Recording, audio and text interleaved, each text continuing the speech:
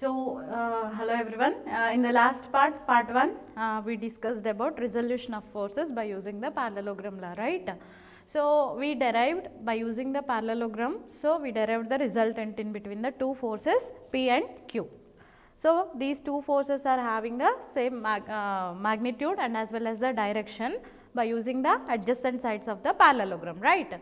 So, here what we did, we introduced the one more force that is acting as a resultant, which is also having the magnitude and direction, which is acting as a diagonal line to the parallelogram law. So, which we joined the lines BC and as well as the CA. Therefore, automatically parallelogram law is formed and resultant is also derived as R equals to under root of P square plus Q square plus 2PQ cos theta, right. So, here this is the resultant we derived, and then what about the resultant angle?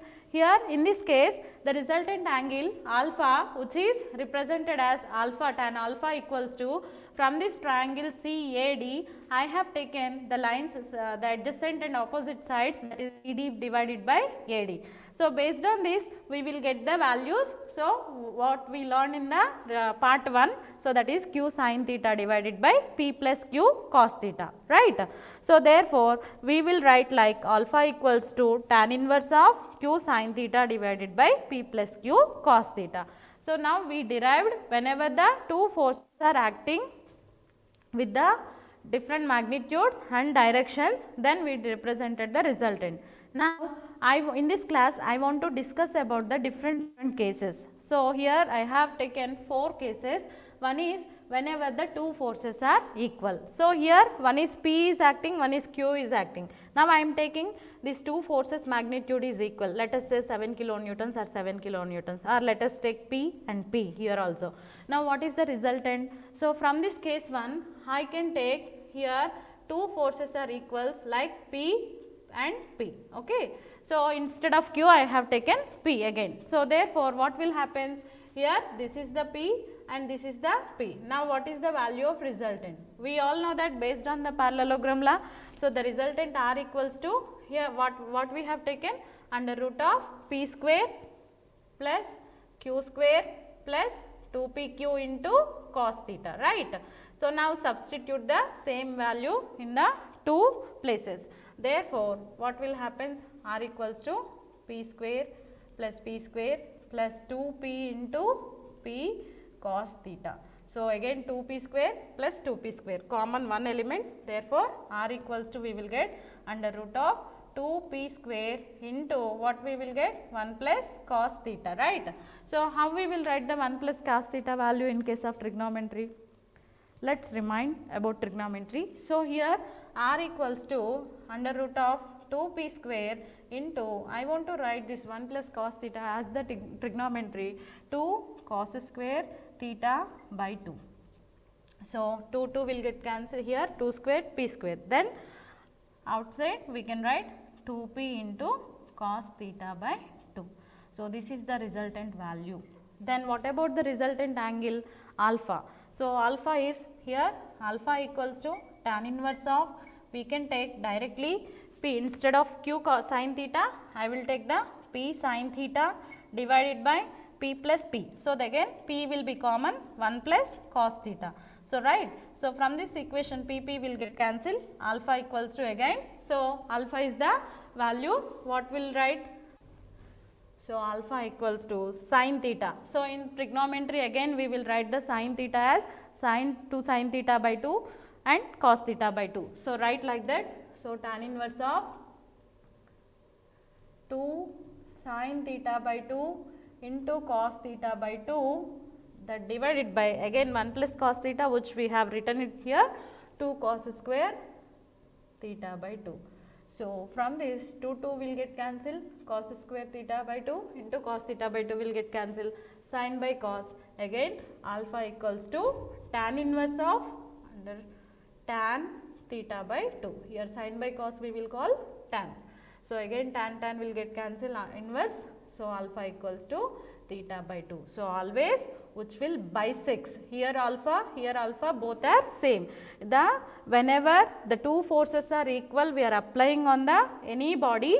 So, on that time the resultant angle will bisect the body. So, that is alpha equals to theta by 2.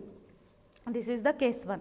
And whereas in the case 2, theta equals to 90 degrees. Now, here the theta, whatever the angle in between the two forces, so which is acting with the 90 degrees inclination. So, whenever 90 degrees, substitute, the resultant is r equals to under root of p square plus q square plus 2p. So, here instead of 2pq cos 90. So, what is the value of cos 90 in case of the trigonometry? So, the value here 0. Therefore, what we can here cos 90 is the value 1. So, how we will write here? R equals to under root of here 0. Therefore, p square plus q square. So, this is the resultant. Similarly, we have to substitute the values of cos 90 here in this case. So, then we will get the again alpha. So, how we will get the alpha? Here alpha equals to tan inverse of sin 90 divided by p plus. So, that is alpha equals to tan inverse of q sin 90 1 divided by p plus q cos 90. So, 0. Therefore, here we will get tan inverse of q sin 91 divided by p. So, this is whenever the theta equals to 90 degrees. Now, one more is there, that is theta equals to 0. So, when the case 3 coming to this, theta equals to 0. So, theta equal to 0 is nothing but, so the two forces are acting on the same line. So, here one force is like this coming, one force is coming like this. So, here what will happen? Here always resultant r equals to under root of p square plus q square plus 2pq into cos 0 value 1. So, this is in the format of a plus b whole square. So, shall I write here? So, r equals to p plus q whole square, because cos 0 equal to 1. So, square and root get cancelled, r equals to p plus q. So, in this case, whenever theta equals to 90 degrees, so we can say directly the resultant value is maximum, and the alpha is again tan inverse of, we can say q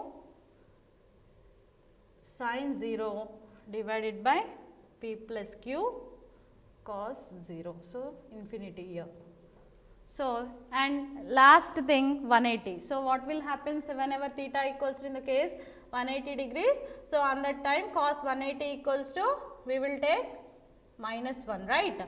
Therefore, here the resultant we will get r equals to p minus q.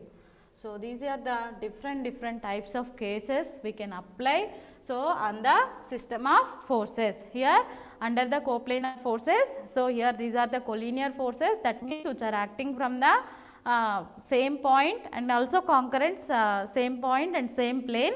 So, to resolve the resultant in between the two forces, so whenever the two forces are acting on the body, I want to determine the resultant.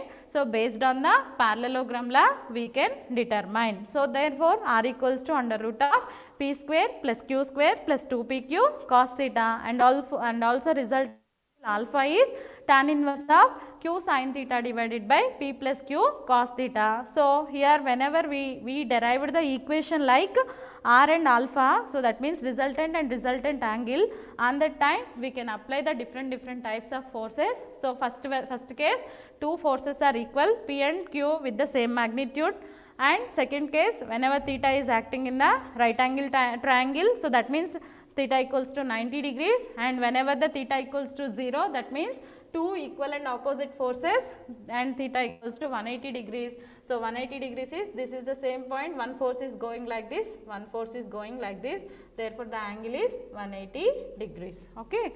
So, based on these four cases, these are the resultants and as well as the resultant angles. So, we will solve the problems in the next class. Thank you.